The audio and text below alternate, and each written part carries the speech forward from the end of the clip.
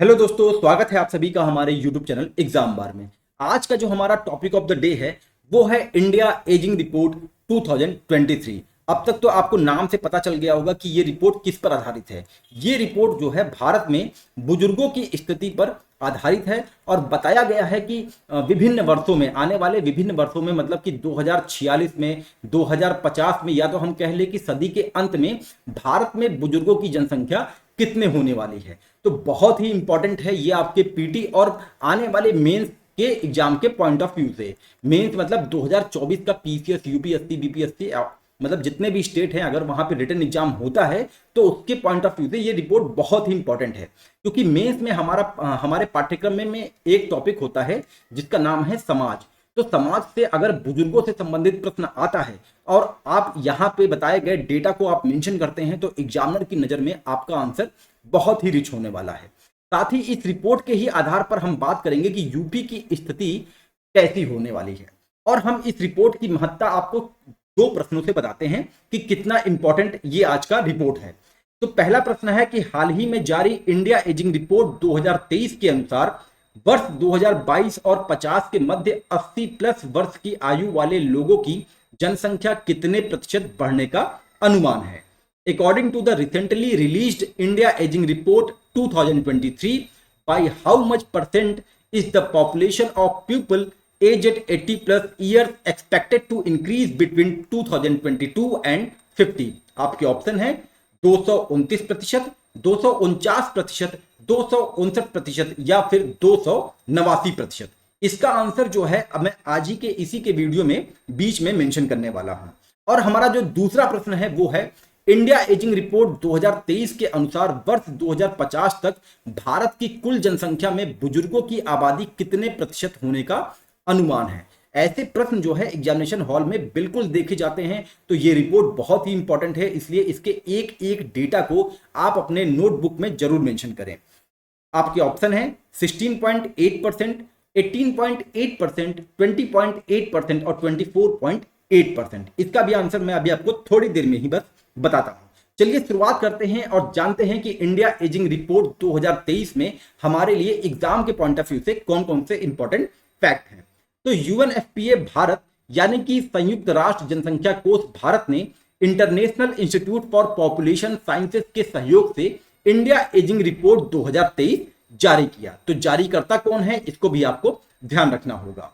यह रिपोर्ट भारत में बुजुर्गों की देखभाल से जुड़ी चुनौतियों, अवसरों और संस्थागत प्रतिक्रियाओं पर प्रकाश डालती है। देखिए साफ साफ ये एग्जाम में प्रश्न बन सकता है कि भारत में बुजुर्गों की देखभाल से जुड़ी चुनौतियों, अवसरों पर प्रकाश डालिए। तो बहुत ही इंपॉर्टेंट ये रिपोर्ट है, इस पे जो है आप अपनी पैनी नजर बनाए रखिएगा और साथ ही अपने नोटबुक में इसके एक एक फैक्ट को जरूर मेंशन करिएगा। हाँ, अब इस रिपोर्ट के अनुसार हमारे पास कौन से इंपॉर्टेंट फैक्ट हैं। तो रिपोर्ट के अनुसार भारत में बुजुर्गों का प्रतिशत तेजी से बढ़ रहा है।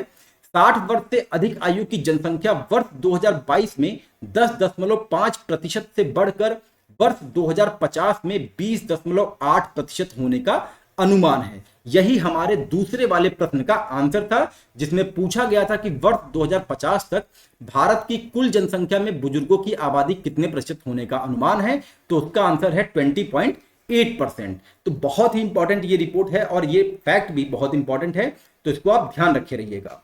मतलब कि वर्ष 2022 में जो अभी 60% से अधिक आयु की जनसंख्या वाले लोग हैं वो 10.5% हैं और यही जनसंख्या जो है 2050 में बढ़कर 20.8% हो जाएगी। और अगर हम बात करें सदी के अंत तक, यानी कि वर्ष 2021वां जब लगेगा, 21वां जब वर्ष लगेगा, तो उस वक्त जो भारत की कुल आबादी है उसमें बुजुर्गों की जनसंख्या जो है वो 36% के आसपास होने का अनुमान है।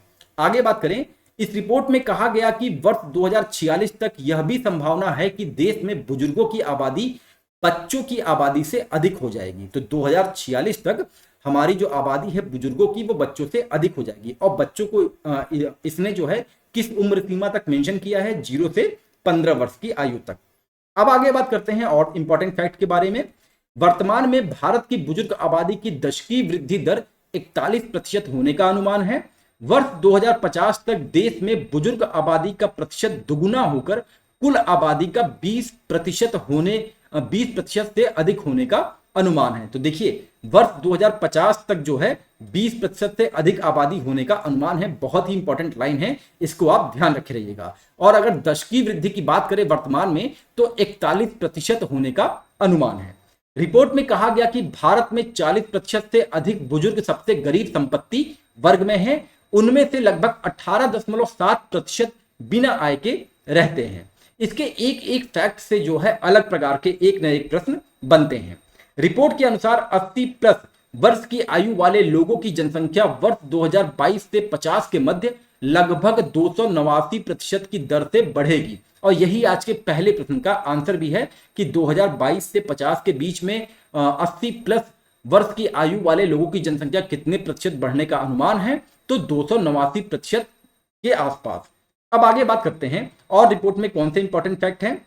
तो 1 जुलाई 2022 तक 60 वर्ष से ज्यादा उम्र वाले बुजुर्गों की संख्या भारत में 14.9 करोड़ थी। तो देखिए कभी कभी होता क्या है ना कि जो है डेटा जो है वो संख्या में भी पूछ लेता है, तो परसेंटेज के अलावा आप संख्या में भी जाने रहिए कि वर्ष 2001 जुलाई वर्ष 2022 तक 14.9 करोड़ की जनसंख्या थी बुजुर्गों की, 60 वर्ष से ज्यादा वालों की। और वही जो है आपकी वर्ष 2050 तक 34.7 करोड़ तक हो सकती है। तो बहुत इंपॉर्टेंट ये फैक्ट है, इसको आप ध्यान रखे रहिएगा।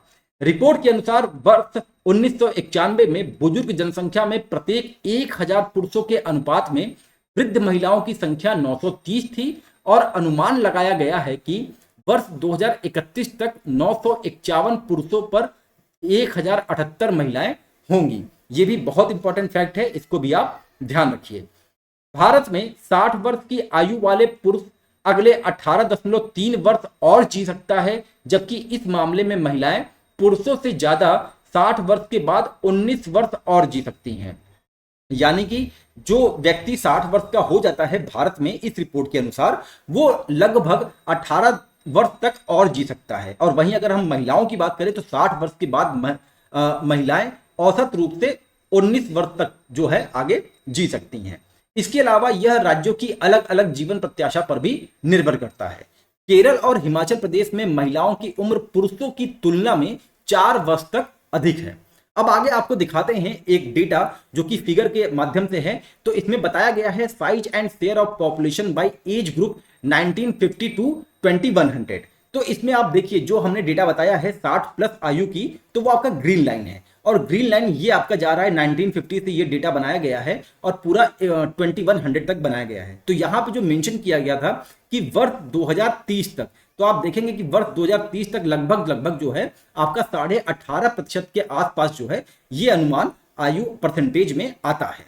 अब आगे हम बात करते हैं इस इंपॉर्टेंट रिपोर्ट के बारे में कि और क्या फैक्ट दिया गया है। तो रिपोर्ट में कहा गया है कि बिहार और उत्तर प्रदेश सहित उच्च प्रजनन दर और जनसांख्यिकी संक्रमण में पिछड़ने की रिपोर्ट करने वाले राज्यों को वर्ष 2021 और 36 के बीच बुजुर्ग आबादी की हिस्सेदारी में वृद्धि देखने की उम्मीद है, लेकिन यह स्तर भारतीय औसत से कम रहेगा। आप यहाँ पे जो फिगर देख रहे हैं इसमें आप ध्यान दीजिए कि ये फिगर जो है वो projected share of elderly population India and state 2021 versus 2036, तो 2036 का जो है इन्होंने तुलना किया है। तो जो आप ऑरेंज वाला जो ग्राफ देख रहे हैं ये 2021 यानी कि वर्तमान से लिया गया है और जो ग्रीन वाला लाइन है ये 2036 से लिया गया है। तो उसमें बिहार नंबर 1 पर है कि बिहार में 2036 में लगभग 11% जो है बुजुर्ग की आबादी होने वाली है और उत्तर प्रदेश दूसरे स्थान पे है, वहां पे जो है 11.9%, मतलब कि नीचे से दूसरे स्थान पे है। और अगर हम सर्वाधिक बुजुर्गों की बात करेंगे तो उसमें केरल आएगा। 2036 तक सर्वाधिक बुजुर्ग किस राज्य में होने वाले हैं? केरल में होंगे। केरल के बाद तमिलनाडु और तमिलनाडु के बाद हिमाचल प्रदेश। तो आप इसको ध्यान रखे रहिएगा। आगे बात करें इंडिया एजिंग रिपोर्ट 2023 में और कौन कौन से इंपॉर्टेंट फैक्ट दिए गए। तो भारत में वर्ष 2021 जनसंख्या के अनुमान के अनुसार प्रति 100 बच्चों पर 39 वृद्ध व्यक्ति हैं, बुजुर्ग व्यक्ति हैं। यही चीज आप यहाँ पे फिगर में देखेंगे तो बताया गया है कि ageing index across region in India 2021।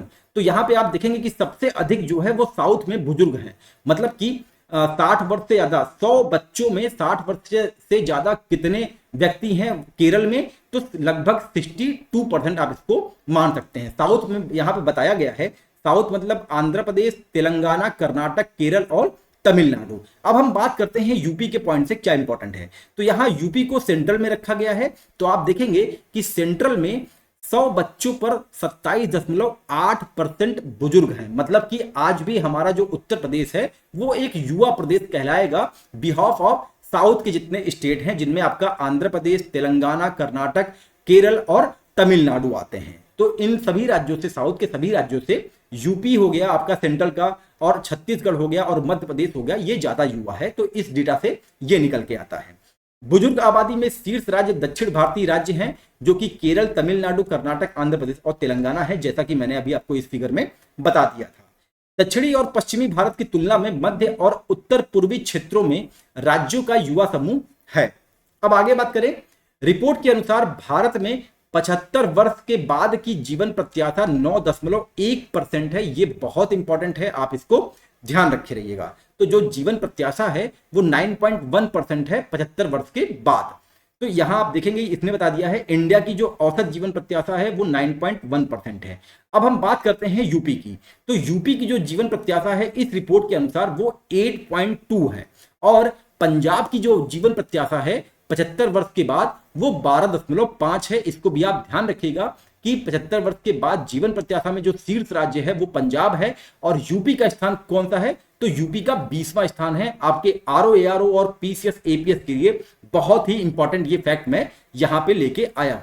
तो ये तो रहा दोस्तों इंडिया एजिंग रिपोर्ट 2023 के बारे में पूरा का पूरा डेटा, और इसका पीडीएफ मैं आपको टेलीग्राम लिंक में प्रोवाइड करवाने वाला हूं। और अगर आप मेरे टेलीग्राम से नहीं जुड़े हैं तो उसका लिंक मैं डिस्क्रिप्शन बॉक्स में दे दूंगा, आप जाके उससे जरूर जुड़े। और अब तो मोदी जी भी कहने लगे हैं कि अगर आप हमारे चैनल पे आए हैं तो चैनल का बेल आइकन जरूर बजाएं और चैनल को सब्सक्राइब करें, लाइक करें और कमेंट करें। चलते हैं, मिलते हैं आपको अगले टॉपिक के साथ। तब तक के लिए नमस्कार, जय हिंद, जय